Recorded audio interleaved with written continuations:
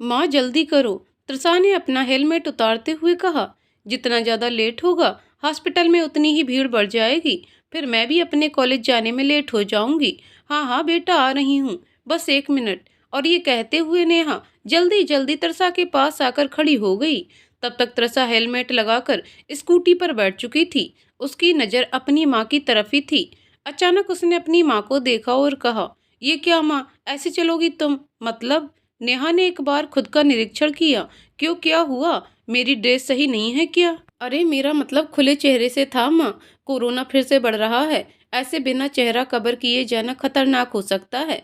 फिर आपकी तो तबीयत भी ठीक नहीं है और वहाँ हॉस्पिटल में भीड़ भी होगी। ओह हाँ, मैं तो भूल ही गई। नेहा ने अपने सिर पर हल्की थपकी देते हुए कहा और अपने पर्स में से मास्क निकालकर अपने मुंह पर लगा लिया। उसके बाद वह त्रसा के स्कूटी के पीछे बैठ गई।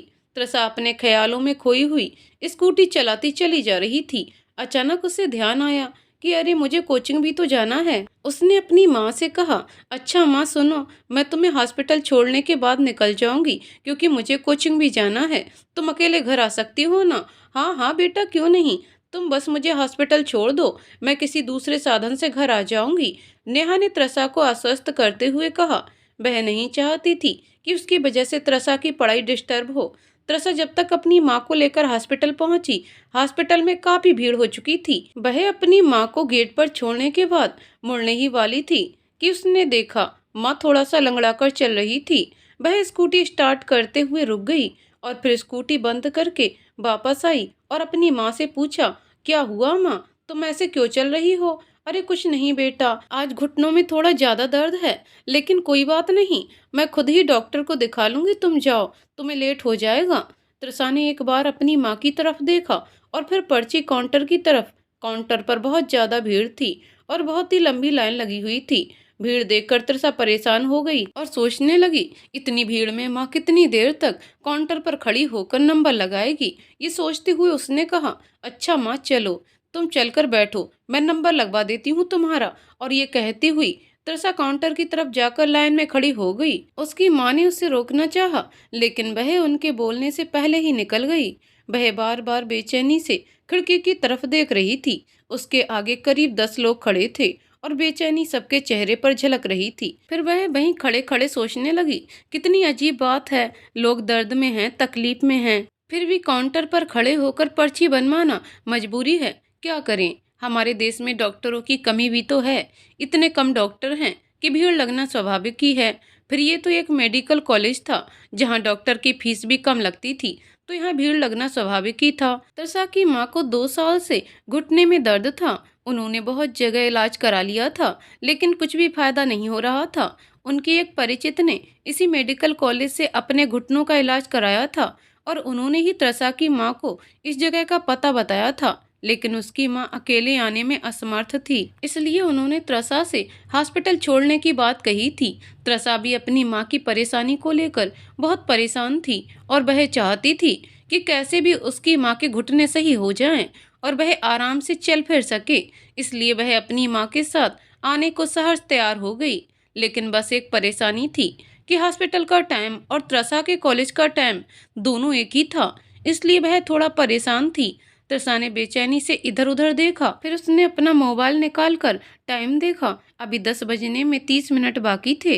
त्रसा मन ही मन सोच रही थी कि अगर उसका जल्दी से नंबर आ जाए तो वह 10 मिनट में तो अपने कॉलेज पहुंच ही जाएगी।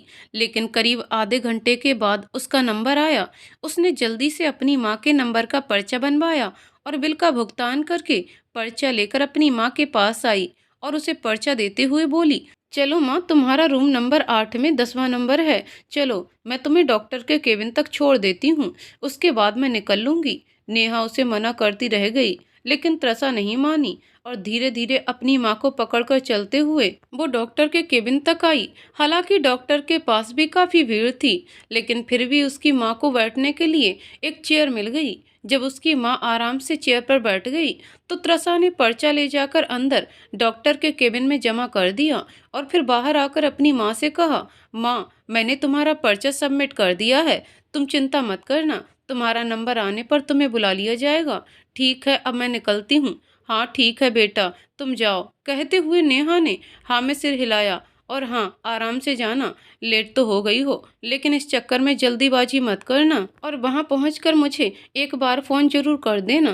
त्रसा हाँ में सिर हिलाती हुई जल्दी जल्दी अपना हेलमेट संभालते हुए बाहर की तरफ निकलने लगी। वह इतनी जल्दीबाजी में थी कि सामने आ रहे शख्स पर उसका ध्यान नहीं गया और वह एक जूनियर डॉक्टर से टकरा गई। टकराने की वजह से उसका हेलमेट उसके हाथ से छूटकर नीचे गिर गया। उस डॉक्टर ने मुड़कर त्रसा की तरफ देखा। त्रसा ने सॉरी बोलते हुए एक बार उस डॉक्टर की तरफ देखा और झुककर जल्दी से अपना हेलमेट उठाया और बाहर निकल गई। त्रसा ने तो उस डॉक्टर को नहीं देखा क्योंकि उसके चेहरे पर भी मास्क था और वह इतनी जल्दी में थी कि उसे उस डॉक्टर को देखने की फुर्सत भी नहीं थी। लेकिन शायद उस डॉक्टर को इतनी जल्दी नहीं थी और वह त्रसा को देखता रह गया। हालांकि त्रसा का भी चेहरा मास्क से ढका हुआ था, पर उसकी खूबसूरत आंखें बहुत कुछ कह देती थीं। त्रसा के एक बार नजर मिलाने से ही वह जूनियर डॉक्टर बिल्कुल उसी जगह पर संज्ञा शून्य हो गया। जब तक वह पलटकर त्रसा से कुछ कहता, त्रसा बहुत आगे निकल चुकी थी। वह वहीं खड़ा त्रसा को जाते हुए देखता रह गया जब तक कि वह उसकी नजरों से ओझल नहीं हो गई। त्रसा तेजी से भागते हुए अपनी स्कूटी के पास आई। उसने स्कूटी स्टार्ट किया और अपने कॉलेज के लिए निकल गई। हे भगवान, आज तो मैं बहुत लेट हो गई, क्या करूं? कॉलेज जाऊं या नहीं? क्योंकि पहली क्लास तो मिस हो ही गई और दूसरे क्लास का टाइम 1 घंटे के बाद का है। फिर क्या करेगी त्रसा? उसने अपने आप से पूछा। ऐसा करती हूँ कि तब तक कॉलेज की लाइब्रेरी में चलकर बैठती हूँ। इसी बहाने 1 घंटा पढ़ने का टाइम भी मिल जाएगा। हाँ, यही ठीक रहेगा। और ये सोचती हुई त्रसा भीड़ भाड़ वाली सड़कों से गुजरते हुए अपने कॉलेज की तरफ बढ़ चली। डॉक्टर साहब, जरा मेरा पर्चा देखिए ना, ये दवाई कहाँ मिलेगी? अचानक एक पेशेंट की आवाज से डॉक्टर हर्ष का ध्यान भंग हुआ। वह अभी तक उस लड़की के ख्यालों में ही खोया हुआ था। उसने अपने आसपास नजर दौड़ाई। चारों तरफ पेशेंट की भीड़ थी। लोग उसके अगल बगल से आ जा रहे थे और वह एक ही जगह पर चुपचाप खड़ा था। उसे अपनी स्थिति पर हंसी आ गई। ये कैसा आकर्षण था जिसने मुझे इतना बेहोश कर दिया? मुझे, डॉक्टर हर्ष को, उसने अपने आप से कहा और अपनी शर्म छुपाने के लिए उस मरीज का पर्चा अपने हाथों में ले लिया। पर्चे पर लिखी दवाइयों को पढ़ने के बाद उसने कहा, ये दवाइयाँ इसी हॉस्पिटल के ऊपर की तरफ बने हुए मेडिकल स्टोर पर मिल जाएंगी। जाओ, जाकर वहां से दवाइयाँ ले लो। वहां उन सीढ़ियों से ऊपर जाना होगा। हर्ष ने बाएं तरफ कोने से ऊपर जाती हुई सीढ़ियों की तरफ इशारा किया। वह व्यक्ति उसे धन्यवाद देता हुआ आगे बढ़ गया। उसके जाने के बाद हर्ष मुड़ा और डॉक्टर शर्मा के केबिन की तरफ आया। डॉक्टर शर्मा हर्ष के सीनियर डॉक्टर थे और उस कॉलेज के प्रोफेसर भी। गुड मॉर्निंग सर, हर्ष ने उनके केबिन में प्रवेश करते हुए कहा। Good morning doctor. Doctor Sharma ने एक बार नजर उठाकर हर्ष की तरफ देखा और फिर किसी मरीज के पर्चे पर दवाई लिखने में व्यस्त हो गए। हर्ष ने एक बार केबिन में देखा। केबिन में उसके अलावा 4 और जूनियर डॉक्टर बैठे हुए थे जो शायद उसी के बैच के थे। उन सब ने एक दूसरे को देखकर आंखों ही आंखों में गुड मॉर्निंग का इशारा किया और फिर हर्ष भी वहीं एक खाली चेयर पर बैठ गया। डॉक्टर शर्मा अभी किसी मरीज को देखने में व्यस्त थे। उस मरीज की दवाई लिखने के बाद उन्होंने अपने टेबल पर रखे हुए पर्ची को देखा। उसमें से कुछ पर्चे ऐसे थे जो नए पेशेंट थे। उन्होंने उन पर्चों को एक एक जूनियर डॉक्टर को देते हुए कहा, तुम लोग ये पर्ची ले लो और देखो, इन पेशेंट की सारी डिटेल लिखकर मेरे पास ले आओ, तब तक मैं दूसरे मरीजों को देखता हूँ। यस सर कहते हुए उन सारे जूनियर डॉक्टर ने अपने हाथ में एक एक पर्चा ले लिया और बाहर आकर अपने अपने पेशेंट का नाम बोलकर उन्हें अपने साथ अपने पास बैठाकर उनका डिटेल लेने लगे। हर्ष ने अपने पर्चे पर लिखे हुए नाम को पुकारा, मिसेज नेहा मालवीय। हाँ हाँ डॉक्टर साहब, इधर। अचानक नेहा अपनी जगह से खड़ी होते हुए बोली। हर्ष ने उसकी तरफ देखा और बोला, बैठे रहिए मैम, बैठे रहिए, मैं वहीं आ रहा हूँ। और ये कहते हुए हर्ष नेहा के पास आ गया। वो नेहा के बगल में खाली पड़ी एक कुर्सी पर बैठ गया। उसकी बीमारी के बारे में सारी डिटेल लिखने लगा। नेहा ने अपनी बीमारी के बारे में सब कुछ बताया कि उसे घुटनों में कब से परेशानी है और वो पहले कहाँ कहाँ इलाज अपना करा चुकी है। नेहा ने कहा, डॉक्टर साहब, बहुत जगह से निराश होने के बाद इस हॉस्पिटल में आई हूँ। देखिए यहाँ भी दवाइयाँ असर करती हैं या नहीं। घबराइए मत माँ जी, ये होम्योपैथिक हॉस्पिटल है और यहाँ होम्योपैथी सिर्फ असर ही नहीं करती अपितु बीमारी को जड़ से खत्म कर देती है। कुछ ही महीने में आप अपने पैरों पर दौड़ने लगेंगी। सच डॉक्टर साहब, बिल्कुल सच। अब तो आप यहाँ इलाज कराने आ ही गई हैं, असर आपको खुद ही दिखने लगेगा। रुकिए, मैं जरा देख कर आऊँ डॉक्टर साहब खाली हो गए हैं कि नहीं, फिर आपको अंदर ले चलता हूँ। और ये कहने के बाद डॉक्टर हर्ष ने डॉक्टर शर्मा के केबिन में आकर देखा। डॉक्टर शर्मा इस समय लगभग खाली ही थे। उसने जल्दी से नेहा को इशारे से अपने पास बुलाया और ले जाकर उसका पर्चा डॉक्टर शर्मा के पास सबमिट कर दिया। हर्ष, तुमने मैडम की सारी डिटेल लिख लिया? Yes sir. मैम घुटनों के दर्द से परेशान हैं और कई जगह दिखाने के बाद यहाँ आई हैं। ओके, बैठ जाओ। उन्होंने नेहा को बैठने का इशारा किया और उसके बाद डॉक्टर शर्मा ने नेहा से उसकी बीमारी की सारी जानकारी पूछते हुए उसके लिए दवाइयाँ लिख दी। ये दवाइयाँ आपको 1 हफ्ते तक खानी हैं और 1 हफ्ते बाद फिर दिखाने आना है। 1 हफ्ते की दवाइयों के असर के बाद मैं आगे की दवाइयाँ दूंगा, ठीक है? डॉक्टर शर्मा ने नेहा से कहा। नेहा डॉक्टर शर्मा और डॉक्टर हर्ष को शुक्रिया करते हुए बाहर आने के लिए उठ खड़ी हुई कि अचानक उसका पैर जिसमें दर्द था उसका दर्द तेज हो गया। अगर हर्ष ने उस समय नेहा को संभाल ना लिया होता तो शायद नेहा गिर गई होती।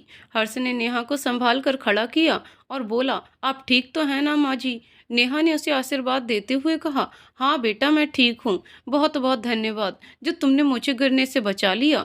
कोई बात नहीं। क्या आप अकेले आई हैं? नहीं बेटा, हाँ अभी तो अकेली हूँ। अचानक नेहा ने कुछ सोचते हुए कहा, अच्छा आइए मैं आपको बाहर बैठा देता हूँ। कहते हुए हर्ष नेहा का हाथ पकड़कर बाहर लाया।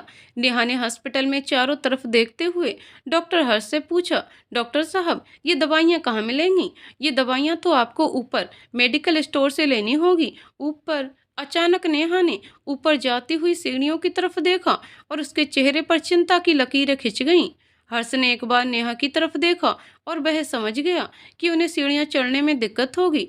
वह बोला, माँ जी अपनी पर्ची दीजिए, मैं आपकी दवाइयाँ लेकर आता हूँ। बहुत बहुत धन्यवाद बेटा, नेहा ने अपनी पर्ची देते हुए कहा। हर्ष नेहा की पर्ची लेकर ऊपर मेडिकल स्टोर में गया और स्टाफ रूम से दवाइयाँ लाकर उसे दे दिया। लीजिए माँ जी, ये सिर्फ 1 हफ्ते की दवा है, अगले हफ्ते आपको फिर आना होगा, ठीक है? और हाँ, अगले हफ्ते अगर आना होगा तो किसी के साथ आइएगा, ठीक है बेटा?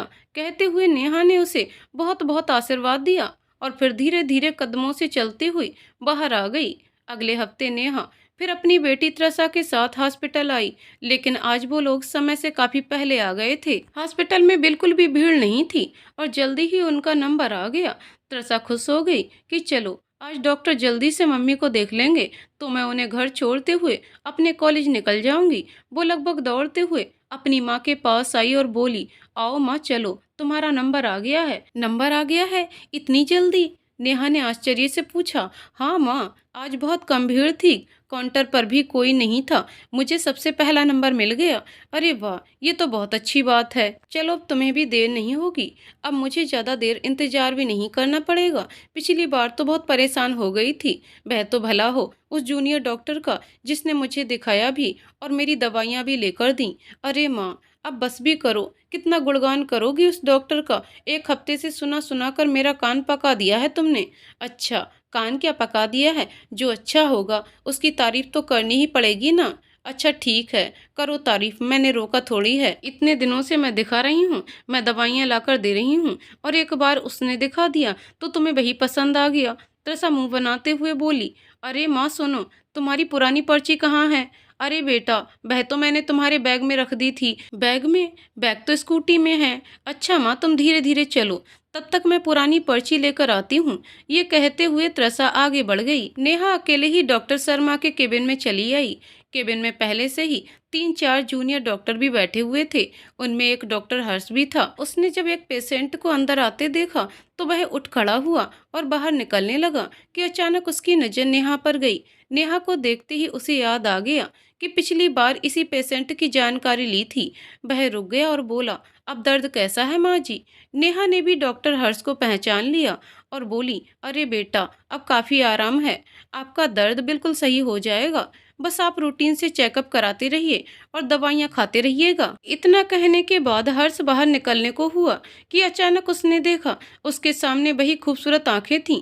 वह लड़की जल्दी जल्दी हर्ष की तरफ ही बढ़ती आ रही थी। वह एक क्षण को त्रसा को देखता रह गया और पहचान गया कि ये वही आंखें हैं जो उसे पिछले एक हफ्ते से उसे बेचैन किए हुए थीं। लेकिन वह कुछ कहता इससे पहले त्रसा ने कहा, आओ माँ, अंदर चलो, मैं पुरानी पर्ची ले आई हूँ, आओ यहाँ बैठो। और ये कहते हुए त्रसा ने अपनी माँ को डॉक्टर शर्मा के सामने वाले चेयर पर बैठा दिया। माँ, हर्ष ने एक बार पलटकर त्रसा को देखा और फिर नेहा को। तो क्या ये इनकी बेटी है? ओ माय गॉड, काश कि मुझे पहले पता होता तो उस दिन माँ के घुटनों की जानकारी लेते लेते इनकी बेटी की भी डिटेल ले लिया होता। हर्ष मन ही मन बुदबुदाया। उसके कदम बाहर जाते जाते रुक गए। वैसे भी त्रसा को देखने के बाद उसे छोड़कर जाना हर्ष के दिल को मंजूर नहीं था। वह वहीं डॉक्टर शर्मा के केबिन में एक और खड़ा हो गया। उसकी नजर लगातार त्रसा पर ही थी, लेकिन त्रसा उसकी तरफ पीठ किए हुए खड़ी थी। तभी अचानक डॉक्टर शर्मा ने हर्ष से कहा, हर्ष। Yes sir. हर्ष जैसे नींद से जागा। सुनो, जरा सेकेंड ईयर की स्टूडेंट डॉक्टर वर्षा को मेरे पास भेज दो। Yes sir. हर्ष ने आश्चर्य से कहा, डॉक्टर वर्षा को मेरे पास भेज दो। डॉक्टर शर्मा ने दोबारा अपनी बात दोहराई। ओके सर, ओके, मैं समझ गया। और ये कहते हुए हर्ष तेजी से उनके केबिन से बाहर निकल गया। ओह माय गॉड, बच गया हर्ष बेटा। तेरा ध्यान किधर है? अभी डॉक्टर शर्मा को गुस्सा आ जाता तो सबके सामने अच्छे से तेरी बैंड बजाते। ये कहता हुआ हर्ष भागते हुए कॉलेज की तरफ गया और सेकेंड ईयर की डॉक्टर वर्षा को खोजने लगा। लेकिन डॉक्टर वर्षा उस समय प्रैक्टिकल रूम में थी। हर्ष परेशान हो गया। अगर वह बिना वर्षा को लिए वापस जाता है तो उसे शर्मा सर की डांट पड़ेगी, और अगर नहीं जाता है तो उस लड़की से भी बात नहीं कर पाएगा। वह खड़ा होकर सोचने लगा, अब क्या करूं, हे भगवान। इसी समय डॉक्टर शर्मा को वर्षा की याद आनी थी। थोड़ी देर और रुक गए होते तो मैं कम से कम उस लड़की से दो बातें ही कर लिया होता, और कुछ नहीं तो कम से कम उसकी माँ की बीमारी के बहाने ही सही।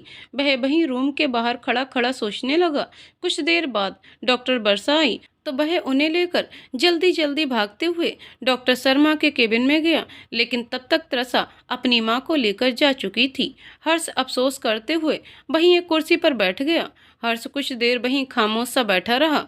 उसे उस लड़की से मिलकर भी नहीं मिल पाने का बहुत अफसोस हो रहा था। अनेक सवाल उसके मन में आते जाते रहे, लेकिन उनका जवाब खुद हर्ष के पास भी नहीं था। आखिर ये मुझे क्या हो रहा है? ऐसा क्यों हो रहा है? क्यों मैं उस लड़की से मिलना चाहता हूँ? क्यों मैं उससे बात करना चाहता हूँ? आखिर क्यों? आखिर क्यों? हर्ष बार बार खुद से ही सवाल पूछता, इसका जवाब खोजने की कोशिश करता। और भी तो बहुत सी लड़कियां इस कॉलेज में हैं, लेकिन पहले तो ऐसा कभी नहीं हुआ मेरे साथ।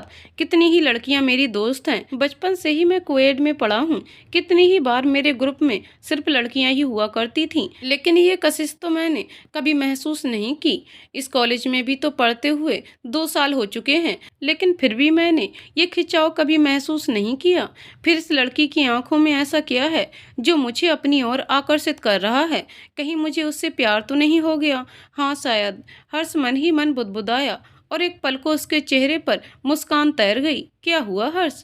अकेले बैठे बैठे क्यों मुस्कुरा रहे हो? किसे याद कर रहे हो? अचानक वर्षा हर्ष के सामने आकर खड़ी हो गई। हर्ष ने झटके से अपनी आंखें खोली और वह खड़ा होते हुए बोला, क्या हुआ? क्या हुआ? वही तो मैं तुमसे पूछ रही हूँ, अकेले बैठे क्यों मुस्कुरा रहे थे? वर्षा ने उसे घूरते हुए कहा। नहीं, कुछ नहीं, ऐसे ही एक चुटकुला याद आ गया। हर्ष ने बात को संभालने की कोशिश की। अच्छा कमाल है भाई, हॉस्पिटल में आकर और मेडिकल की पढ़ाई करते हुए इतनी टेंशन के बीच तुम्हें जोक्स याद आ रहे हैं। थोड़ा टेंशन फ्री लाइफ मुझे भी दे दो यार। वर्षा ने वैसे ही उसे घूरते हुए कहा। अच्छा, जोक्स सुनना है तुम्हें? हाँ बिल्कुल, अगर तुम सुनाओ तो। बिल्कुल नहीं, चुपचाप चलकर क्लास अटेंड करो, खुद ही प्रोफेसर अच्छे अच्छे जोक्स सुना देंगे तुम्हें। हर्ष ऐसा बोलते हुए उठकर खड़ा हो गया। बस मिल गया क्लास का बहाना। अरे प्रोफेसर के जोक्स तो हम लोग रोज ही सुनते हैं, कभी मेरे साथ भी बैठकर 2-4 बातें कर लिया करो, इतनी भी बुरी नहीं हूँ मैं, वर्षा ने उसे देखते हुए कहा। लेकिन हर्ष मुस्कुराकर आगे बढ़ गया। वह जानता था कि अगर उसने वर्षा को ज्यादा लिफ्ट दी तो आज दोपहर के लंच से लेकर के शाम तक घूमने तक का पूरा प्लान वो उसके साथ ही सेट कर देगी। और अभी हर्ष किसी से बात करने के मूड में नहीं था। उसे थोड़ा अकेलापन चाहिए था, खुद को समझने के लिए, अपने दिल को समझने के लिए और अपने दिल में उठती हुई उन आवाज़ों को सुनने के लिए जो उसे उस लड़की की तरफ धकेल रही थीं।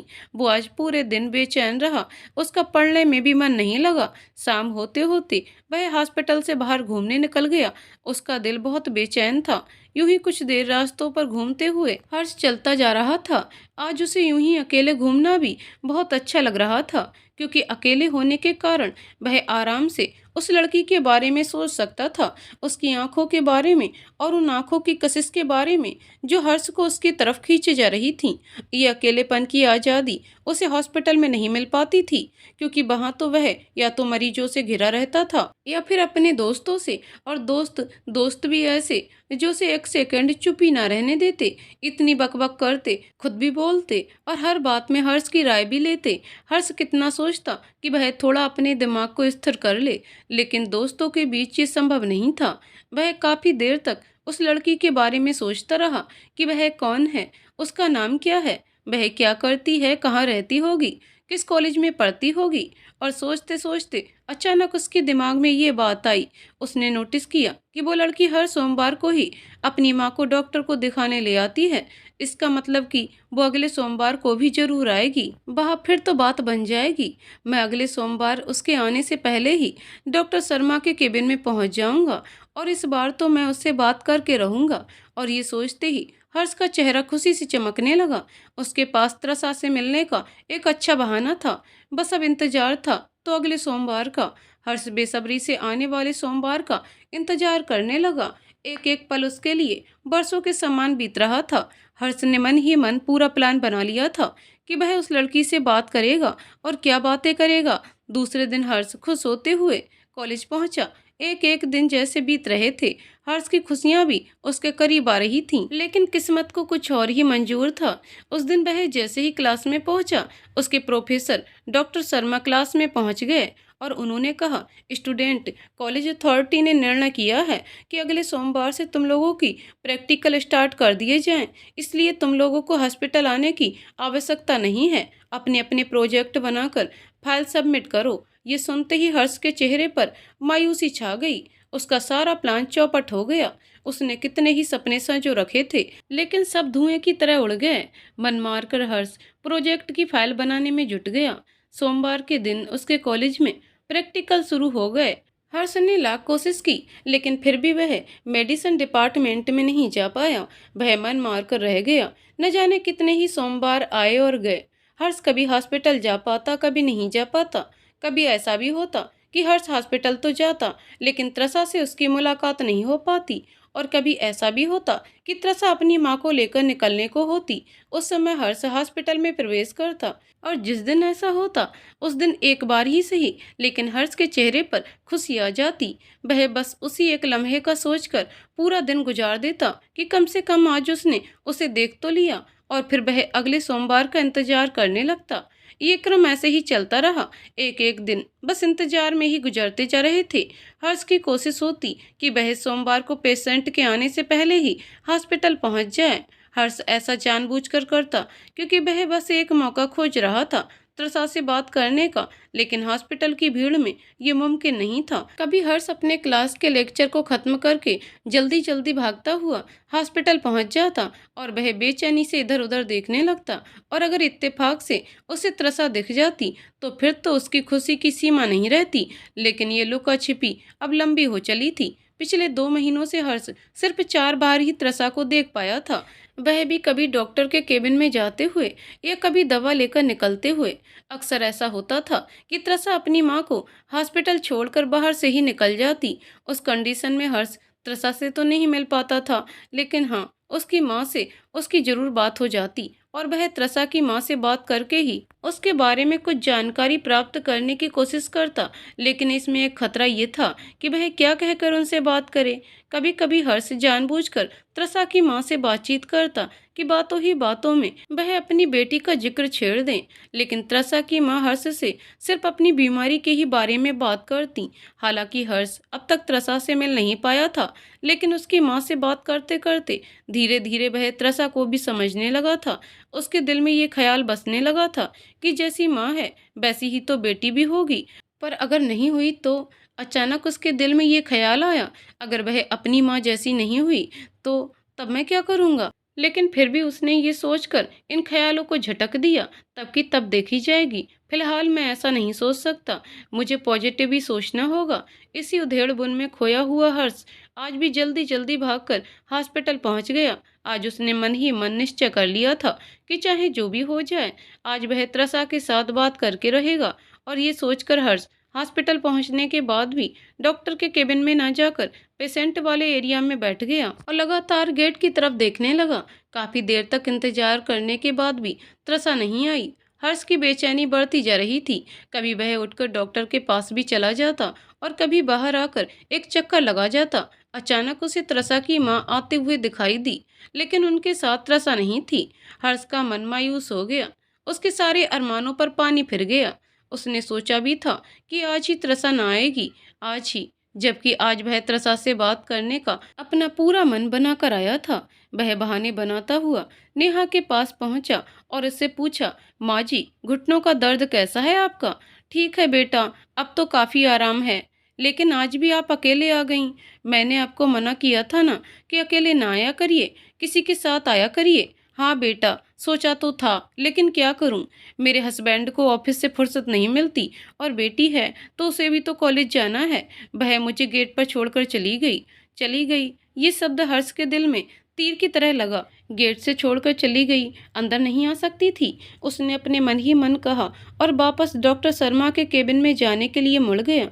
आज उसे बहुत ही निराशा हुई थी, उसका मन बहुत उदास हो गया। ना तो उसका आज हॉस्पिटल में मन लगा और न ही किसी काम में। लेकिन आज एक बात अजीब हुई, आज हर्ष को पक्का यकीन हो गया कि हाँ, वह त्रसा के प्यार में है। कोई बात नहीं, प्यार में तो इंतजार करना ही पड़ता है, मैं भी कर लूंगा। आखिर कभी तो मेरे इंतजार की घड़ियां खत्म होंगी, हर्ष ने मन ही मन कहा और हॉस्पिटल से बाहर निकल गया। लेकिन हर्ष का इंतजार हफ्तों से होता हुआ महीनों में बदल गया। पिछले 1 महीने से नेहा अकेले ही डॉक्टर शर्मा के पास आ रही थी, त्रसा कभी भी उनके साथ नहीं होती। हर्ष हर सोमवार सारी पढ़ाई छोड़कर भागता हुआ हॉस्पिटल आता और 12 बजे तक लगातार हॉस्पिटल में वह त्रसा का इंतजार करता रहता, लेकिन त्रसा कभी दिखाई नहीं दी। ऐसे त्रसा का अचानक गायब हो जाना हर्ष के लिए बहुत टेंशन देने वाला था। उसे मन ही मन गुस्सा आ रहा था, क्योंकि जिंदगी में पहली बार तो उसने किसी को पसंद किया था और वह उससे कुछ बात भी ना कर पाया और वह मिलने से पहले उससे दूर भी हो गई। धीरे धीरे हर्ष का 2nd ईयर सेमेस्टर खत्म हो गया। हर्ष अब 3rd ईयर में आ गया, एक शानदार सफलता और खूबसूरत यादों के साथ। कल तक हर्ष के जिम में पढ़ाई, क्लास और प्रैक्टिकल था, लेकिन अब वह सीनियर स्टूडेंट था। अब उसकी जिम्मेदारियां और बढ़ गईं। अब उसे पढ़ाई के साथ साथ 1 घंटे के लिए हॉस्पिटल में जाकर सीनियर डॉक्टर के साथ रहना पड़ता था। ये उनकी पढ़ाई का ही एक हिस्सा था। अब वह और उसके साथ के स्टूडेंट पढ़ाई के साथ साथ हॉस्पिटल में भी जाते थे। उन लोगों का काफी समय सीनियर डॉक्टर के असिस्टेंट के रूप में ही बीत जाता था। हर्ष बहुत खुश था जब जूनियर डॉक्टर उसे दिन भर सर सर कहते और उसके आते ही अपनी चेयर छोड़कर खड़े हो जाते। उस समय हर्ष को बहुत सुकून मिलता। वह मन ही मन खुश होते हुए कहता, असली डॉक्टर वाली फीलिंग तो अब आ रही है। अभी तक तो लगता था बस पढ़ते जाओ और दिन भर अपने कॉलेज के सीनियर्स की जी हुजूरी करो। कभी कभी सीनियर्स डॉक्टर की अनुपस्थिति में उसके बैच को मरीजों को देखने जाना पड़ता। उस समय हर्ष बहुत ही सचेत रहता और मरीजों से पूरी जानकारी लेने के बाद ही उन्हें दवा देता था। वह ज़्यादातर कोशिश करता है कि किसी अन्य डॉक्टर से परामर्श लेकर ही दवा दे। ये हर्ष के लिए बहुत ही अनोखा और नया अनुभव था। ऐसा नहीं था, हर्ष का इन सब चीज़ों से कभी सामना नहीं होता, क्योंकि डॉक्टर बना था तो ये जिम्मेदारियां तो उसे उठानी ही थी। लेकिन ये एक रोमांचकारी जिम्मेदारी थी और हर्ष खुशी खुशी उसके लिए तैयार हो जाता। सीनियर डॉक्टर ज्यादातर अपने जूनियर्स को अपने सामने बैठाकर मरीजों की डिटेल लिखवाते, जिससे कि वह पढ़ाई के साथ साथ मरीजों को देखने का अनुभव भी प्राप्त करें। बहुत बार किसी मरीज को देखते समय वह अपने जूनियर से उसकी बीमारी के बारे में बताकर दवा का नाम पूछते। उस समय सारे जूनियर डॉक्टर जल्दी जल्दी अपनी किताबों के पन्ने पलटने लगते और इस चक्कर में और लोगों को डांट भी पड़ जाती। डॉक्टर शर्मा अक्सर कहते हैं कि तुम लोगों को बीमारी के साथ साथ उनकी दवाई मुंह जबानी याद हो जानी चाहिए। हर्ष अक्सर ही डॉक्टर शर्मा के साथ रहता। इसके पीछे उसका ये भी सोचना था कि चलो इसी बहाने क्या पता कभी उस लड़की से मुलाकात हो जाए। शायद कभी डॉक्टर शर्मा अपने केबिन में ना रहें और उनकी जगह मैं ही बैठा रहूं और अचानक से वो अजनबी हसीना मेरे सामने आ जाए।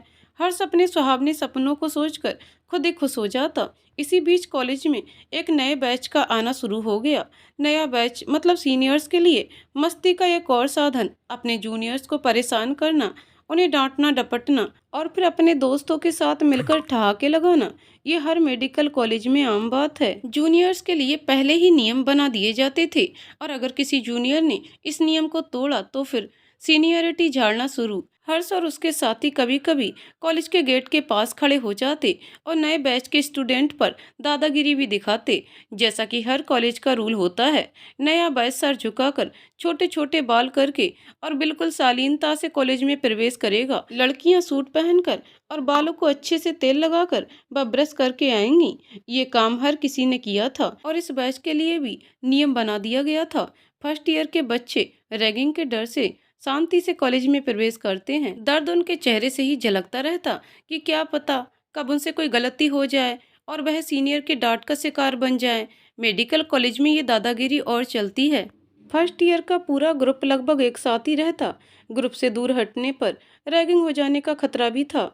हालांकि अब सरकार ने रैगिंग पर काफ़ी कड़े नियम बना दिए हैं और अगर कोई स्टूडेंट रैगिंग करते हुए पकड़ा जाता तो उसे कड़ी से कड़ी सजा भी दी जाने का नियम बन गया है।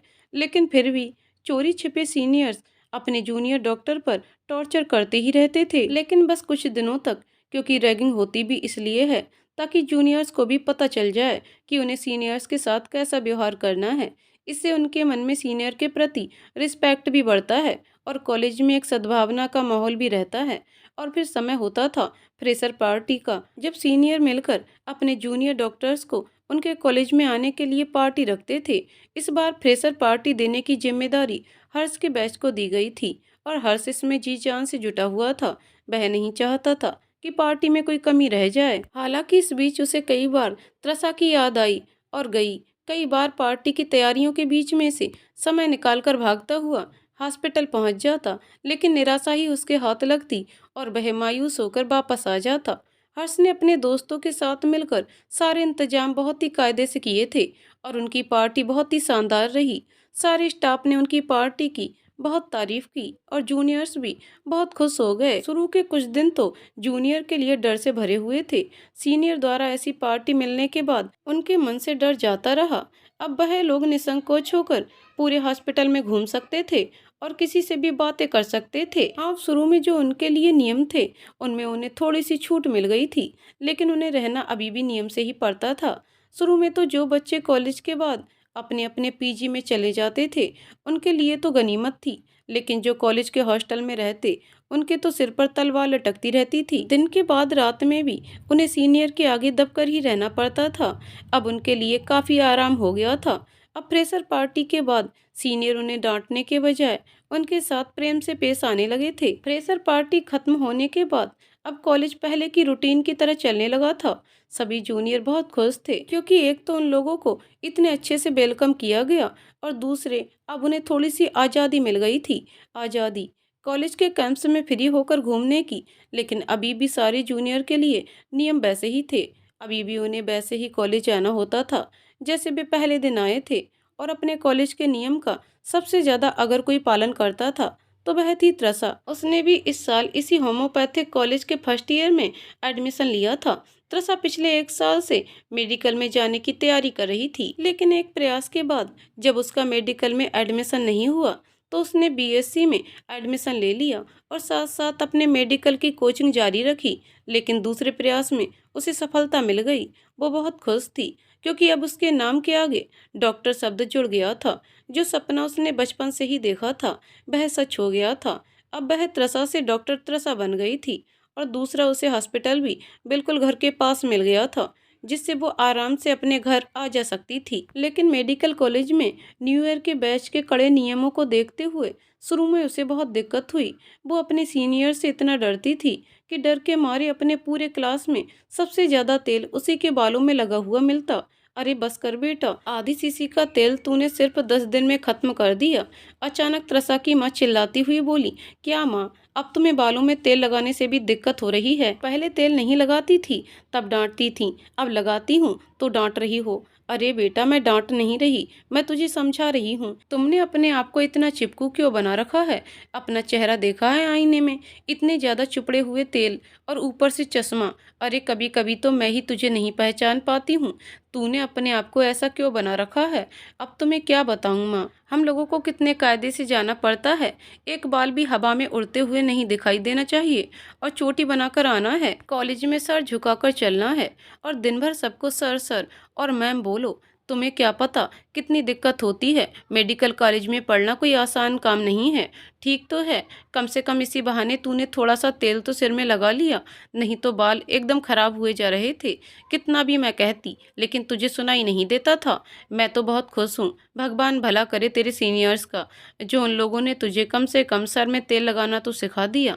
नेहा हंसते हुए बोली, हाँ हाँ ठीक है माँ, तुम तो बस मेरे सीनियर्स की तारीफ करो। और हाँ जल्दी चलो, नहीं तो मुझे कॉलेज में देर हो गई तो और कुछ भी सीखना पड़ जाएगा सीनियर से। तरसा जल्दी से अपना बैग उठाती हुई बाहर निकली और आकर स्कूटी पर बैठ गई। माँ जल्दी करो, बस 1 मिनट बेटा, अब तुझे क्या जल्दी मची है? अरे हॉस्पिटल के सामने ही तो तेरा कॉलेज है, दौड़ते हुए चली जाना, अब इतना क्यों जल्दी मचाए हुए हो? कहती हुई नेहा भी बाहर आ गई। माँ कॉलेज सामने है तो क्या, लेकिन उसके पहले तुम्हें हॉस्पिटल में ले जाना है, तुम्हारी पर्ची बनवानी है, उसके बाद ही तो कॉलेज जा पाऊंगी और आज हम लेट हैं। अच्छा बाबा अब चलो जल्दी, आ तो गई मैं, तुम्हें तो कभी चैन ना मिलेगा, चाहे 2 कदम पर कॉलेज हो या 10 किलोमीटर पर। फ्रेशर पार्टी से फ्री होकर हर्ष भी अब अपने पुराने रूटीन पर लौट आया था। पुराना रूटीन मतलब उस खूबसूरत आंखों वाली लड़की को देखना, उसकी खोज करना। आज भी वह इसी चक्कर में भागा भागा हॉस्पिटल आ रहा था कि अचानक वह एक जूनियर डॉक्टर से टकरा गया, जिसकी वजह से उसके हाथ में पकड़ी हुई फाइल पूरी बिखर गई। देखकर नहीं चल सकती, हर्ष ने बहुत ही गुस्से में कहा। वह junior doctor first year batch की थी और अपने सामने सीनियर को देखकर वह सर नीचे करके खड़ी हो गई और बोली, sorry sir, I am really sorry. क्या सॉरी? सीनियर जूनियर की कोई रिस्पेक्ट ही नहीं है तुम लोग के अंदर, इतनी जल्दी क्या है तुम्हें? सॉरी सर, दरअसल क्लास के लिए लेट हो रही थी, इसलिए भागती हुई जा रही थी। हाँ तो क्लास के लिए लेट हो रही थी तो पहले क्लास में जाना चाहिए था ना, यहाँ हॉस्पिटल में क्या करने आई थी? तुम लोग को तो बस मौका मिलना चाहिए घूमने का, थोड़ी सी आज़ादी मिली नहीं कि इधर उधर घूमना शुरू। पहले अपनी पढ़ाई पर ध्यान दो, समझी? हॉस्पिटल बाद में आना, उसके लिए अभी बहुत समय है, जाओ अपनी क्लास में। यस सर कहती हुई वह लड़की तेजी से अपने क्लास की तरफ भागी। हर्ष ने अपनी फाइल समेटी और भागता हुआ डॉक्टर शर्मा के केबिन में आया, जहां आज उसे नेहा बैठी हुई मिल गई। नेहा को देखते ही हर्ष के चेहरे पर खुशी आ गई और वह उत्सुकता से डॉक्टर शर्मा के केबिन के चारों तरफ देखने लगा, लेकिन उसे वो लड़की कहीं भी दिखाई नहीं दी। इसका मतलब वो आज भी नहीं आई। हर्ष ने अपने मन ही मन कहा, और जो खुशी कुछ देर पहले उसके चेहरे पर आई थी वह गायब हो गई। वहीं एक तरफ खड़ा हो गया। अचानक नेहा की नज़र हर्ष पर गई। वो हर्ष को देखकर खुश होते हुए बोली, और बेटा कितने दिनों बाद दिखाई दिए। हाँ आंटी, हमारे प्रैक्टिकल चल रहे थे और उसके बाद फिर कॉलेज में फ्रेशर पार्टी थी, उसी में व्यस्त था। अच्छा, नेहा उससे कुछ पूछती उससे पहले ही हर्ष ने पूछ लिया, और आपके पैरों का दर्द कैसा है? अब तो काफ़ी आराम है बेटा, चलिए अच्छी बात है, हर्ष ने मुस्कुराते हुए कहा। अचानक डॉक्टर शर्मा की नज़र हर्ष पर पड़ी। उन्होंने हर्ष को देखते हुए कहा, हर्ष इनका नाम डायरी में एंट्री करो, और हाँ कभी कभार तुम भी थोड़ी डायरी एंट्री कर लिया करो। जी सर कहता हुआ हर्ष डायरी लेकर बैठ गया और आने वाले पेशेंट का नाम डायरी में एंट्री करने लगा। नेहा अपनी दवाई लेने के बाद वहां से चली गई।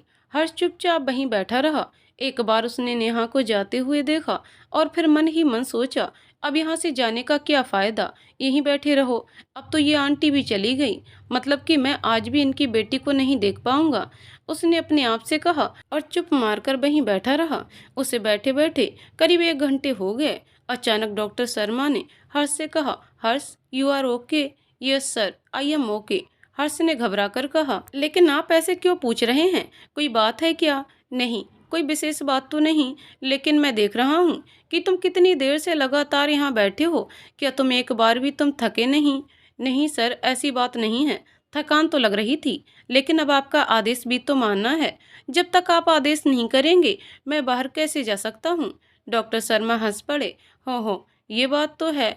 नहीं भाई, तुम उठ जाओ, दूसरों को भी मौका दो। जाओ, तब तक तुम अपनी कमर सीधी कर लो। ओके सर, बोलता हुआ हर्ष उनके केबिन से बाहर आ गया। जब तक हर्ष बाहर आया, 12 बज रहे थे। क्लास ओवर हो चुका था। आज हर्ष का मन बहुत बेचैन था। उसने सोचा चलो आज थोड़ा बाहर घूम कर आया जाए, और ये सोचता हुआ वह बाहर निकल गया। और करीब 1 घंटे बाद जब वह पार्किंग एरिया में गया, तो वहां उसे ये देखकर गुस्सा आ गया कि जहां उसकी बाइक पार्क होती थी, वहां किसी लड़की ने अपनी स्कूटी पार्क कर दी थी। हर्ष को बहुत गुस्सा आया। उसने मन ही मन कहा, ये न्यू बैच वाले भी ना सीनियर की रिस्पेक्ट तक करनी नहीं आती इन लोगों को। पार्किंग एरिया में कहीं भी गाड़ी खड़ी कर देते हैं, ये तक नहीं पता कि कहाँ किसको गाड़ी पार्क करनी है। इतना बोलने के बाद हर्ष ने पार्किंग वाले को बुलाया और कहा, ये गाड़ी किसकी है? जी सर, एक जूनियर डॉक्टर की है। जिसकी भी हो, उन्हें तो पता नहीं है। वह तो फर्स्ट ईयर के हैं। तुम्हें भी नहीं पता? हर्ष ने उसे डांटते हुए कहा। तुम्हें तो पता है ना कि इधर सीनियर अपनी गाड़ी खड़ी करते हैं, तो तुम्हें बताना चाहिए था। उन्हें गाड़ी यहाँ खड़ी करने से मना करना चाहिए था ना। सॉरी सर, दरअसल मैं उस समय यहाँ नहीं था। उसी बीच मैडम ने आकर गाड़ी खड़ी कर दी। मैं आगे से ध्यान रखूंगा, आप कहीं और गाड़ी खड़ी कर दें।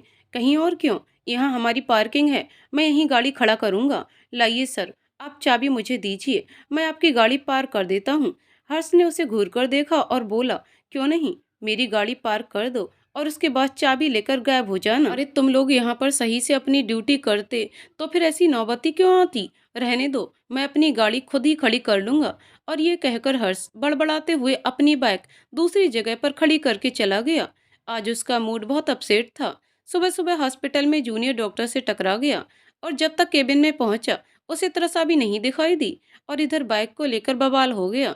उसका किसी काम में मन नहीं लगा। वह चुपचाप हॉस्टल चला गया और जाकर अपने कमरे में आराम करने लगा। अगले दिन हर्ष को किसी काम से बाहर जाना पड़ा। वह कॉलेज से छुट्टी लेकर निकल गया। उसे आते आते 11 बज गया। गर्मी के दिन, ऊपर से बाइक का सफर। उफ, इतनी गर्मी, जैसे लग रहा है पूरा खून उबल जाएगा। मन ही मन बोलते हुए हर्ष पसीने से लथपथ पार्किंग एरिया में पहुंचा। लेकिन यहाँ पहुंचते ही सचमुच में उसका खून उबलने लगा। वह एकदम गुस्से से भर गया। आज फिर उसकी बाइक की जगह पर वही स्कूटी खड़ी थी। हर्ष ने गुस्से से उस पार्किंग वाले को देखा। पार्किंग वाला हर्ष को देखते ही समझ गया कि आज तो बस मेरी छुट्टी ही है। वह भागता हुआ आया और बोला, सर अभी 2 मिनट, हटा देता हूँ। नहीं, कोई जरूरत नहीं है स्कूटी को हटाने की, हर्ष ने गुस्से से पार्किंग वाले से कहा, और वह वहीं उसके बगल में अपनी बाइक खड़ी करके बैठ गया। आज तो मैं उसको अच्छे से समझा दूंगा, दिमाग नाम की कोई चीज है कि नहीं रह गई इन लोगों में।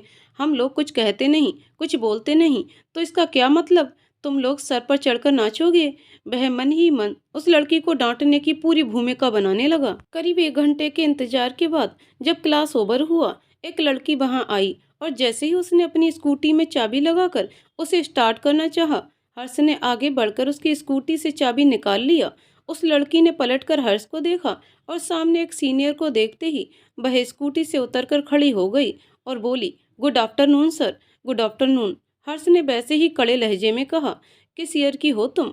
First year sir. क्या नाम है तुम्हारा? त्रसा। त्रसा मालवीय सर। त्रसा ने डरते हुए कहा। मिस त्रसा, तुम्हें पता है कि नहीं कि इस रो में थर्ड ईयर की गाड़ी पार्क होती है? रोज अपनी स्कूटी यहीं लाकर पार्क कर देती हो। Sorry sir, I am really sorry sir, मैंने ध्यान नहीं दिया। अपने सामने एक सीनियर को देखकर त्रसा सिर नीचे करके खड़ी रही। उसके पैर कांपने लगे। वह मन ही मन डर रही थी और भगवान से प्रार्थना कर रही थी, और कह रही थी कि हे भगवान, प्लीज प्लीज मुझे इस बार बचा लो। आगे से ऐसी गलती कभी भूल कर भी नहीं करूंगी। कहीं ये सीनियर मेरी रैगिंग न करने लगे। पहले ही दिन से ही त्रसा सीनियर से बचती आ रही थी। वह हमेशा छुप छुप कर रहती और कॉलेज में अक्सर करके अपने ग्रुप की लड़कियों के साथ ही रहती। उसे रैगिंग से बहुत डर लगता था। वह सीनियर के बताए हुए सारे रूल्स भी फॉलो करती रहती, और हमेशा सिर में तेल लगाकर और सर नीचा करके ही कॉलेज आती जाती। लेकिन आज इस वक्त वह इतनी बुरी तरह फंस जाएगी, उसने सोचा भी नहीं था। वह चुपचाप अपना सर नीचे किए खड़ी रही और बार बार अपनी गलती के लिए सॉरी बोलती है। हर्ष ने कुछ देर तक उसको ध्यान से देखा और फिर कहा, मुझे ऐसा क्यों लग रहा है कि मैंने तुमको पहले भी कहीं देखा है। हाँ, एक मिनट। हाँ, तुम वही हो ना जो कल मुझसे टकराई थी और मेरी पूरी फाइल बिखेर दी थी। नहीं सर, वह दरअसल गलती से हो गया। मैंने आपसे बताया था ना, मेरे क्लास का टाइम हो रहा था। सॉरी सर, मैं उसके लिए एक बार फिर आपसे माफ़ी मांगती हूँ। त्रिशा ने घबराते हुए कहा। उसने सपने में भी ना सोचा था कि एक झटके में ही देखकर इस डॉक्टर को उसकी सूरत याद हो जाएगी। पर हर्ष उसे माफ़ करने के मूड में बिल्कुल नहीं था। उसने वैसे ही कड़े शब्दों में कहा, देखो, अब तुम लोग डॉक्टर बनने वाले हो और डॉक्टर का मतलब ही होता है जिम्मेदार। तो डॉक्टर बनने से पहले जिम्मेदार बनो, समझे। कॉलेज में कैसे आना है, गाड़ी कहाँ खड़ी करनी है, सीनियर के साथ कैसे बात करनी है, कैसे चलना है, वगैरह वगैरह, समझी। और अगर नहीं समझ में आता है तो बोलो, अपने क्लास की लड़कियों को भेजकर तुम्हें अच्छे से समझा दूं। त्रिशा हर्ष की बात का मतलब समझ गई। क्लास की लड़कियों द्वारा समझाने का मतलब रैगिंग था और वो रैगिंग के नाम से डरकर कांपने लगी और बोली, सॉरी सर, सॉरी, माफ़ कर दीजिए। अब आगे से गलती नहीं होगी, होनी भी नहीं चाहिए। हर्ष ने गुस्से से कहा, चलो हटाओ अपनी स्कूटी यहाँ से और आज के बाद कभी स्कूटी यहाँ पर खड़ी मत करना, समझी। जी सर। त्रिशा चुपचाप सर झुकाए खड़ी रही। फिर हर्ष ने बोला, जाओ यहाँ से और अपनी स्कूटी भी ले जाओ जल्दी। त्रिशा ने भागते हुए अपनी स्कूटी स्टार्ट की और उसे ले जाकर फर्स्ट ईयर की लाइन में खड़ी कर दी और भागती हुई क्लास में चली गई। उसकी सांसें तेज चलने लगी थीं। डर के मारे उसका बुरा हाल था। थोड़ी देर बाद जब वह कुछ संयत हुई तो धीरे से उठी और धीरे धीरे कदमों से चलते हुए पार्किंग में आई और अपनी स्कूटी लेकर घर की तरफ चल दी। आज त्रिशा एक नए एहसास से रूबरू हुई थी। इतना डर उसने अपने जीवन में कभी महसूस नहीं किया था और उसके दिल में हर्ष के लिए विलन जैसी जगह बन गई थी। पूरे रास्ते त्रिशा ने कैसे तैसे अपने आप को, अपने आंसुओं को काबू में किए हुए थी। घर पहुंचते ही उसने स्कूटी खड़ी की और जल्दी से भागकर अपने कमरे में आई और अपना बैग फेंक कर रोने लगी। अचानक से कॉलेज से आकर उसे ऐसे रोता देखकर उसकी मां नेहा डर गई। उसका मन तमाम तरह की आशंकाओं से भर उठा। वह धीरे धीरे चलती हुई नेहा के कमरे में आई और उसकी पीठ पर हाथ रखते हुए बोली, क्या हुआ बेटा, किसी ने कुछ कहा क्या। लेकिन डर और घबराहट और तनाव की वजह से त्रिशा की तो रुलाई ही नहीं रुक रही थी। ये देखकर नेहा और घबरा गई। उसने जल्दी से त्रिशा को पानी पीने के लिए दिया, लेकिन त्रिशा ने हाथ के इशारे से अपनी मां को रोक दिया। नेहा ने आगे बढ़कर उसकी पीठ पर हाथ रखकर कहा, बेटा थोड़ा सा पानी पी लो, और जबरदस्ती 2 घूंट पानी त्रिशा को पिला दिया। फिर वह उसके पास बैठती हुई बोली, अब बताओ क्या बात है, क्यों ऐसे बुरी तरह रो रही हो, किसी ने कुछ कहा है क्या। पानी पीने से त्रिशा कुछ संयत हुई। उसने एक बार अपनी माँ की तरफ देखा और फिर एक गहरी सांस लेकर पूरी बात अपनी माँ से बताई। त्रिशा की बातें सुनते ही नेहा हंसने लगी। अपनी माँ को हंसता हुआ देखकर त्रिशा को आश्चर्य हुआ और वह नाराज होते हुए बोली, क्या माँ, आप हंस रही हैं और यहाँ मेरी जान निकली जा रही है। अरे बेटा, मैं हंस नहीं रही, लेकिन क्या करूँ, तेरी बातें इतनी मज़ेदार हैं कि हंसी आ गई। फिर वह त्रिशा की ओर देखती हुई बोली, बेटा कॉलेज में ऐसा होता ही है, वहाँ सीनियरिटी जूनियरिटी ज़्यादा चलती है। ये तुम्हारा स्कूल थोड़े ना है कि सब बच्चे एक समान होंगे। ये एक मेडिकल कॉलेज है और मेडिकल कॉलेज, इंजीनियरिंग कॉलेज में ये सब चीज़ें बहुत महत्व रखती हैं। वहाँ आधा नियम तो सीनियर्स के ही मानने पड़ते हैं। तुम्हें इन सब चीज़ों का ख्याल रखना चाहिए। ख्याल, तुम ख्याल रखने की बात कर रही हो माँ, मैं तो एक एक कदम फूंक फूंक कर चलती हूँ। तुम्हें पता है, आज तक मैंने सर उठाकर किसी को नहीं देखा है। कॉलेज में कितना डर डर कर रहती हूँ मैं, बस इसी डर से कि कहीं किसी सीनियर की नज़र में ना आ जाऊँ और वह मेरी रैगिंग ना करने लगे। नहीं बेटा, अब रैगिंग एक अपराध है, कोई किसी की रैगिंग नहीं कर सकता। अगर ऐसा होता है तो तुम इसके खिलाफ कॉलेज में कंप्लेन कर सकती हो। अपने जूनियर के साथ अनुचित व्यवहार करने वाले स्टूडेंट को कॉलेज प्रशासन कड़ी से कड़ी सजा देता है और उन्हें कॉलेज से भी बाहर निकाला जा सकता है।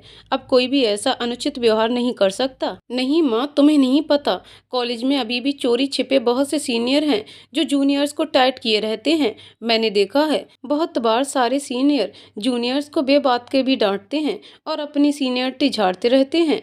बेटा, झाड़ना एक अलग बात है और रैगिंग करना अलग बात। और फिर उसने तो तुम्हें सिर्फ समझाया है ना, कुछ कहा तो नहीं। नेहा वैसे ही मुस्कुराते हुए बोली, अरे माँ, तुमने उसके समझाने का अंदाज देखा होता, तब तुम्हें पता चलता मेरी तो जान पर बनाई थी। ऐसा लग रहा था बस अब हार्ट अटैक आने ही वाला है मुझे।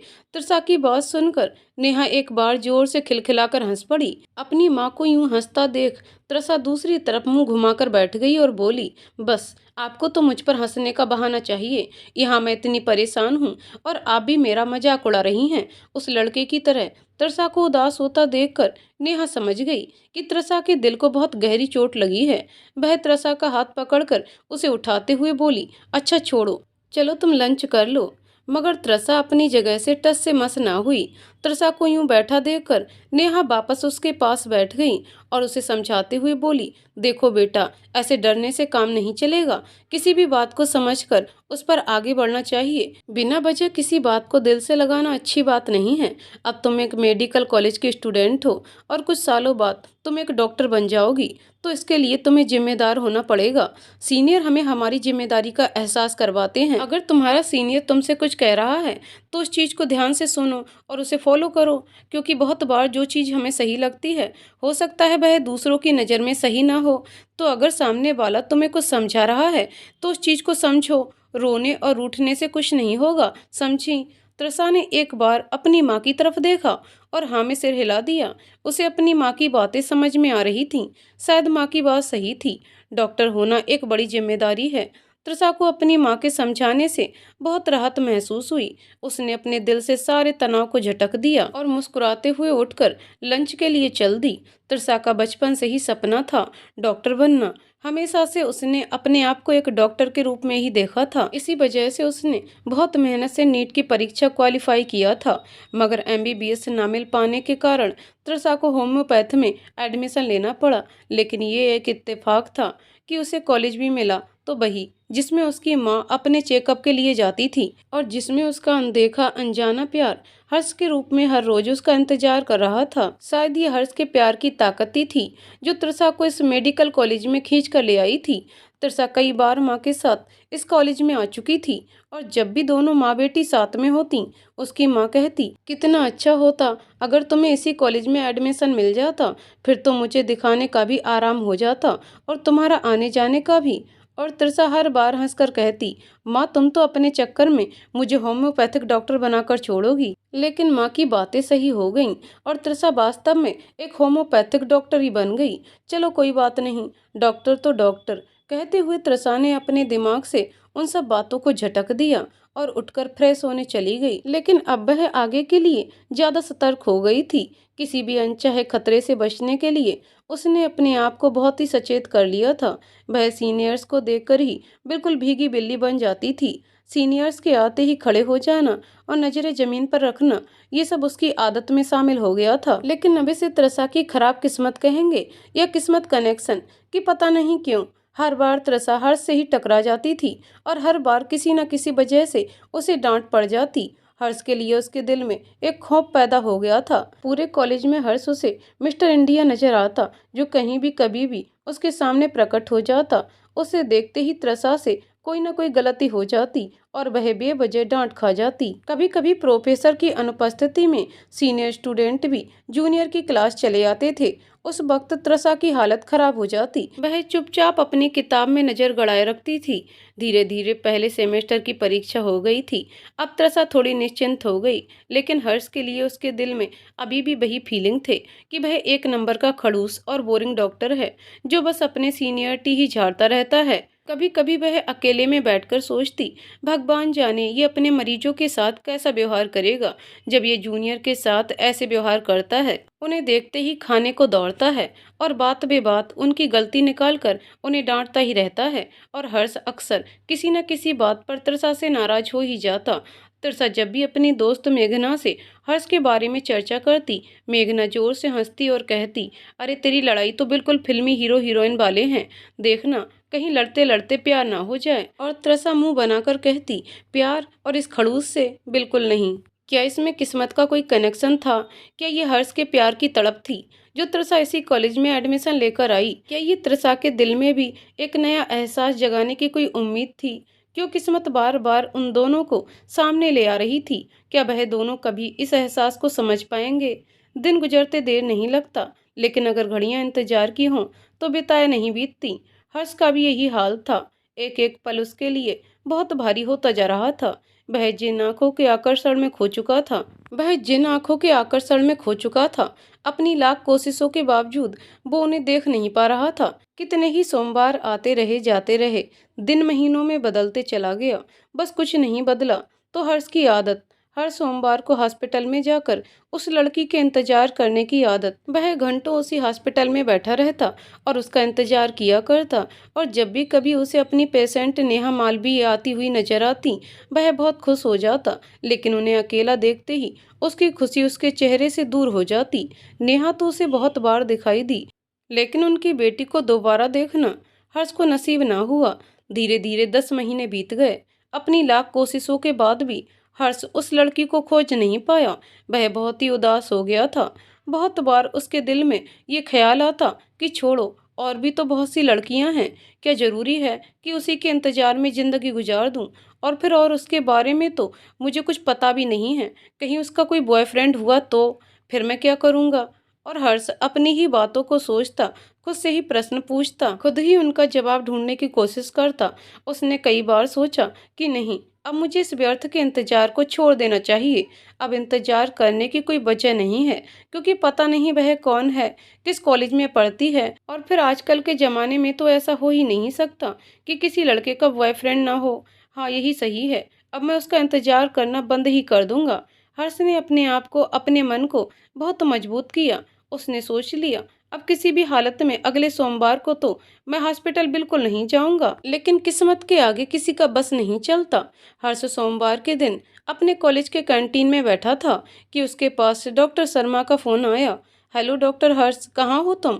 उधर से डॉक्टर शर्मा की आवाज आई। Good morning sir. सर मैं यही हूँ कैंटीन में। हर्ष ने घबराते हुए कहा, कैंटीन में इतनी सुबह? अच्छा सुनो, आज प्रोफेसर्स की मीटिंग है। मैं मीटिंग अटेंड करने जा रहा हूँ। सीनियर बैच के सभी स्टूडेंट की हॉस्पिटल में ड्यूटी लगाई गई है। तुम भी जाकर वहाँ अपनी रिपोर्ट करो। जाओ जल्दी मेरे केबिन में पहुँचो। जी सर, अभी 2 मिनट में पहुँचता हूँ, कहते हुए हर्ष ने फ़ोन को पॉकेट के हवाले किया और भागता हुआ हॉस्पिटल पहुँचा। आज हॉस्पिटल में प्रोफेसर्स की मीटिंग थी और इस वजह से हॉस्पिटल की जिम्मेदारी सीनियर मेडिकल स्टूडेंट को दे दी गई थी। पूरा हॉस्पिटल मेडिकल स्टूडेंट से ही भर गया था। जूनियर सीनियर सभी मेडिकल स्टूडेंट अपनी अपनी जिम्मेदारियों का निर्वहन करने के लिए पूरी तरह से प्रयासरत थे। हर्ष लगभग भागते हुए डॉक्टर शर्मा के केबिन में पहुंचा, लेकिन वहां पहुंचने पर उसने देखा कि उसके साथ के 3-4 मेडिकोस उस केबिन में बैठे हुए थे। हर्ष भी वहां जाकर बैठ गया और मरीजों को देखने लगा। उनके जूनियर डॉक्टर इस काम में उनकी मदद कर रहे थे। मरीजों को क्रमानुसार केबिन में भेजने की जिम्मेदारी जूनियर डॉक्टर को दी गई थी और उनमें से थी एक त्रसा। त्रसा की ड्यूटी भी डॉक्टर शर्मा वाले केबिन में लगाई गई थी और त्रसा बहुत ही जिम्मेदारी से अपना काम कर रही थी। लेकिन हर्ष को देखते ही त्रसा डर के मारे कांपने लगी और उसे पक्का यकीन हो गया कि अब उससे किसी न किसी काम में जरूर गड़बड़ होगी। उसने बहुत कोशिश की कि हर्ष से दूरी बनाकर ही रखे, इसलिए वो मरीजों को बाहर से केबिन के अंदर भेजने का काम देखने लगी। लेकिन शायद त्रसा की किस्मत अच्छी नहीं थी, क्योंकि डांट तो उसे पड़नी ही थी, सो पड़ी। कारण त्रसा ने एक ही बार में 2 मरीजों को अंदर भेज दिया था। 2 मरीजों को एक साथ अंदर आता देख हर्ष भड़क गया और बोला, आप लोग बारी बारी से आइए। लेकिन साहब, मैडम ने तो हम दोनों के एक साथ अंदर जाने के लिए कहा। उसमें से एक मरीज बोल पड़ा और ये बात सुनते ही हर्ष को गुस्सा आ गया। उसने कहा, कौन सी मैडम ने तुम दोनों को एक साथ अंदर भेजा? जरा उन्हें बुलाओ तो। उन दोनों में से एक मरीज बाहर गया और त्रसा को अंदर बुला लाया। डॉक्टर त्रसा मालवीय, आपने 2 पेशेंट को अंदर आने के लिए कहा था। हर्ष ने त्रसा को देखते हुए कहा, यस सर, दरअसल ये दोनों मरीज एक ही घर के थे, तो मैंने कहा ठीक है, आप दोनों साथ में चले जाओ। भले ही ये दोनों एक ही घर के थे, लेकिन इन दोनों को अपनी अलग अलग बीमारियां यहाँ दिखानी हैं। आपको ये तो पता होगा ना कि डॉक्टर शर्मा के केबिन में किस बीमारी के पेशेंट आते हैं। यस सर, त्रसा ने सिर झुकाकर कहा। फिर भी आपने पेट के मरीज को हड्डी वाले डॉक्टर के पास भेज दिया। बताइए, अगर इन्हें गलत दवा दे दी जाती तो फिर उसकी सारी जिम्मेदारी तो हम सीनियर्स पर ही आती ना। सॉरी सर कहते हुए त्रसा बाहर आ गई। आज उसे बहुत रोना आ रहा था, लेकिन सबके सामने वह रो भी नहीं सकती थी। उसने चुपचाप अपना काम खत्म किया, अपने क्लास की तरफ बढ़ गई। आज पहली बार न जाने क्यों त्रिसा को देखने के बाद हर्ष को थोड़ा अजीब लगा। पहली बार उसे लगा कि नहीं, आखिर इस लड़की की क्या गलती है जो मैं इसे हर बात में यूं ही डांट देता हूँ। देखने में भी अच्छी भली है, बेचारी आज तक कभी मेरी तरफ नजर उठाकर भी नहीं देखा होगा। सीधी सादी अच्छे घर की लगती है, यूं ही इसे नहीं डांटना चाहिए था। सच तो ये है कि मैं कहीं का गुस्सा कहीं निकाल रहा हूँ। मैंने मन ही मन सोचा था कि नहीं, अब मैं उस लड़की को याद नहीं करूंगा, लेकिन फिर भी मैं भागता हुआ हॉस्पिटल चला आया, क्योंकि कहीं ना कहीं मेरे मन में ये उम्मीद थी कि आज सोमवार है और हो सकता है आज वह लड़की अपनी माँ के साथ हॉस्पिटल आए और मैं उसे देख सकूं। लेकिन वह आज भी नहीं आई और उसके ना आने से जो मेरे अंदर क्रोध हुआ, उसका खामियाजा बेचारी त्रिसा को भुगतना पड़ गया। नहीं हर्ष, ये गलत बात है। तुम्हें बार बार त्रिसा को यूं ही नहीं डांटना चाहिए, तुम्हें उससे माफ़ी मांगनी चाहिए। न जाने कौन सा एहसास था जो हर्ष को त्रिसा की तरफ झुकने पर मजबूर कर रहा था। और ये सोचते हुए हर्ष केबिन से बाहर निकला। वह अपने विचारों में खोया चला जा रहा था कि अचानक उसे त्रिसा दिखाई दी। उसने आवाज देकर त्रिसा को बुलाया। एक बार तो त्रिसा हर्ष को देखकर डर गई, लेकिन क्योंकि वह सीनियर था और उसकी बात को वो अनदेखा भी नहीं कर सकती थी, इसलिए वो चुपचाप चलती हुई आकर उसके सामने खड़ी हो गई और बोली, यस सर, आपने मुझे बुलाया। हर्ष ने एक बार त्रिसा की तरफ देखा और कहा, देखो त्रिसा, तुम्हें डांटना नहीं चाहता था, लेकिन तुम गलतियां ही ऐसी करती हो कि तुम्हें डांटना पड़ जाता है। इस वजह से मैं मजबूर हो गया था। त्रिसा ने सर झुकाकर ही कहा, कोई बात नहीं सर, मेरी गलती थी। मुझे एक साथ दो पेशेंट को अंदर नहीं भेजना चाहिए था। आपने तो सही कहा, अगर गलती से कोई गलत दवा किसी पेशेंट को दे दी जाती तो फिर उसके लिए पूरा हॉस्पिटल जिम्मेदार हो जाता।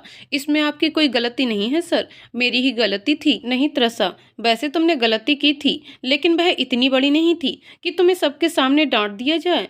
मैं उसके लिए तुमसे माफ़ी मांगता हूँ। I am sorry Trisha. Trisha को हर्ष की बातें सुनकर अच्छा लगा, पर आज उसे मन ही मन आश्चर्य भी हो रहा था कि आज ये काया पलट कैसे हो गया। रोज रोज मुझे डांटने वाला ये खड़ूस डॉक्टर आज मुझसे इतनी प्रेम से कैसे बातें कर रहा है। कहीं दाल में कुछ काला तो नहीं है, कहीं ये तूफान के पहले की खामोशी तो नहीं है। लेकिन हर्ष सच में शर्मिंदा था और उसने अपनी उस गलती के लिए ही नहीं, बल्कि पहले की हर गलती के लिए त्रिसा से कई बार माफ़ी मांगी। त्रिसा बहुत खुश हुई, उसे बहुत अच्छा लगा कि चलो, कम से कम इस सीनियर सर को अपनी गलती का एहसास तो हुआ। उसने मन ही मन भगवान को धन्यवाद किया और बोली, हे भगवान, ये ऐसे ही रहे तो कितना अच्छा हो। बस अब इसे ऐसा ही बनाए रखना। इसका ये रूप आज मैंने पहली बार देखा है। ये इस रूप में कितना अच्छा लग रहा है कि जैसे इसे देखते ही प्यार हो जाएगा। प्यार, ये शब्द मन में आते ही त्रिसा को अजीब सा लगा। अरे मैं ये क्या सोचने लगी। अचानक ही उसे अपनी दोस्त मेघना की बात याद आ गई और वह मन ही मन हंस पड़ी। हे भगवान, कहीं उसकी बात सच तो नहीं हो जाएगी। कहीं उसने सच तो नहीं कहा था कि लड़ते झगड़ते हमें प्यार तो नहीं हो जाएगा।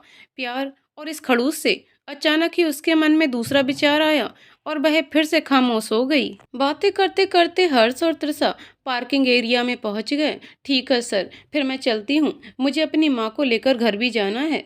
त्रिसा ने हर्ष से कहा, हाँ ठीक है जाओ। कहते हुए हर्ष भी अपनी बाइक की तरफ बढ़ चला। त्रिसा ने अपनी स्कूटी के पास जाकर उसे स्टार्ट किया और उसे लेकर वह बाहर निकलने लगी कि उसी समय हर्ष अपनी बाइक उसके पास ले आया और बोला, त्रिसा, तुम्हें पढ़ाई में कोई दिक्कत तो नहीं है ना। त्रिसा ने सर नीचे किए हुए ही कहा, नो सर, अच्छी बात है, लेकिन अगर कुछ समझ में ना आए तो तुम मुझसे हेल्प ले सकती हो। ठीक है सर। त्रिसा ने मन ही मन मुस्कुराते हुए कहा, हे भगवान, मुझे ऐसा क्यों लग रहा है कि उस मेघना की बात सही हो रही है। क्या सच में इसका झुकाव मेरी तरफ हो रहा है? क्या सच में ये मुझे पढ़ाई में हेल्प करने वाले हैं या कुछ और बात है? एक अजीब सा एहसास त्रिसा के मन में जन्म लेने लगा था। अभी वह दोनों बातें ही कर रहे थे कि तभी पीछे से त्रिसा की माँ आई और उससे बोली, बेटा, अगर तुम्हारी क्लास ओवर हो गई हो तो चलो ना, मुझे घर छोड़ दो। ये आवाज़ सुनते ही हर्ष चौंक गया। उसे वह आवाज़ जानी पहचानी सी लगी। उसने पलटकर उधर देखा और सामने नेहा मालवीय को देखते ही वह चौंक गया। बेटा, अचानक हर्ष ने त्रिसा की तरफ देखा। नेहा जी ने त्रिसा को बेटा कहा, मतलब त्रिसा इनकी लड़की है। फिर उसने पलटकर त्रिसा की तरफ देखा। ओ माय गॉड, उसने अपने हाथों से अपना सिर पकड़ लिया। तो क्या ये इनकी बेटी है? क्या त्रिसा वही लड़की है जिसका मैं इतने दिनों से इंतजार कर रहा था? अचानक त्रिसा ने अपनी माँ की तरफ देखा और बोली, हाँ माँ, चलो मैं तुम्हें घर छोड़ देती हूँ, मेरा क्लास ओवर हो चुका है। और ये कहते हुए उसने अपना चश्मा निकालकर अपने मुंह पर मास्क लगाया। अचानक नेहा ने हर्ष को सामने देखा तो उससे बोली, अरे बेटा तुम यहाँ? हाँ आंटी जी, मैं अपनी बैग लेने आया था। अब आपके पैरों का दर्द कैसा है? अब तो बहुत आराम है बेटा। बहुत बहुत धन्यवाद जो तुमने मेरी इतनी मदद की बेटा। ये मेरी बेटी तिरसा मालवीय, इसने इसी साल इस कॉलेज में एडमिशन लिया है। तिरसा मालवीय। हर्ष ने आश्चर्य से तिरसा को देखा। तिरसा की माँ ने तिरसा से कहा, और बेटा देखो ये वही डॉक्टर हैं जिनके बारे में मैं तुमसे कहती थी ना, ये बहुत हेल्पफुल हैं। हेल्पफुल? अचानक तिरसा ने हर्ष की तरफ नजर उठाकर देखा। तो क्या ये वही डॉक्टर है जिनकी मेरी माँ अक्सर तारीफ करती थी? हे भगवान, इन्होंने मेरी माँ की कितनी मदद की और मैं इन्हें खड़ूस अकड़ू और न जाने क्या क्या कहती रही। और तिरसा से नजर मिलते ही हर्ष उसे देखता रह गया। चेहरे पर मास्क लगाने के बाद सिर्फ उसकी आंखें ही दिखाई दे रही थीं। वह आंखें जिसने हर्ष का दिल चुरा लिया था। उसे विश्वास ही नहीं हुआ कि जिस लड़की को वो पिछले 10 महीने से खोज रहा था, वही लड़की उसके कॉलेज में उसकी जूनियर बनकर पढ़ती है और वह रोज उससे लड़ता है। दोनों ने एक दूसरे की तरफ देखा और मुस्कुरा दिए। शायद उनके दिल में एक नया एहसास ने जन्म ले लिया था। एक ऐसा एहसास जो बहुत ही सुखद था। हर्ष तिरसा को पाकर बहुत खुश था। आज उसका इंतजार खत्म हो गया था और तिरसा और हर्ष में प्यार हो गया था। तो दोस्तों कहानी यहीं पर समाप्त होती है। तो दोस्तों आपको कहानी कैसी लगी कमेंट करके जरूर बताइएगा। कहानी पसंद आई हो तो वीडियो को लाइक शेयर करें और चैनल को सब्सक्राइब करें। कहानी को पूरा सुनने के लिए बहुत बहुत धन्यवाद दोस्तों।